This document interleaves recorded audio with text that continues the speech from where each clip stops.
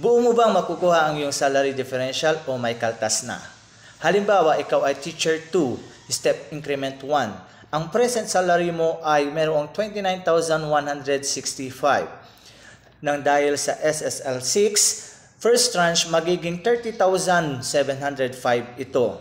So, ibig sabihin, ang magiging differential mo ay 1,540. So, ibig sabihin, lumaki ang ating salary, lalaki din po ang ating mga contributions. Halimbawa, sa GSIS, doon sa 1,540 na differential mo, kakaltasan yun ng GSIS ng 138.60.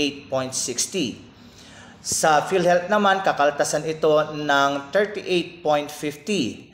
At yung tax mo doon sa 1,540 ay magiging 148.08. So, ang magiging total ng deduction mo doon sa 1,540 ay magiging 325.18. Yun yung magiging total of deduction mo doon sa differential mo.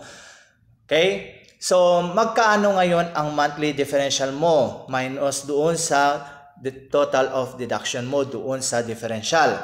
So, ang magiging monthly differential mo ay magiging 1,214.82.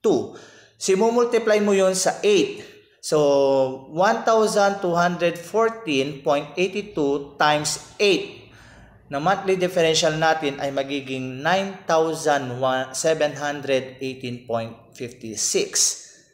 Meron po tayong mid-year bonus na differential. So, yung mid-year bonus po na differential natin ay wala pong kaltas yun. So, buo mo pong makukuha na 1,540. So, sa 1,540 plus doon sa 8 months monthly differential mo ay ang total po yun ay magiging 11,258.56. So, yun po ang makukuha mo sa iyong salary differential.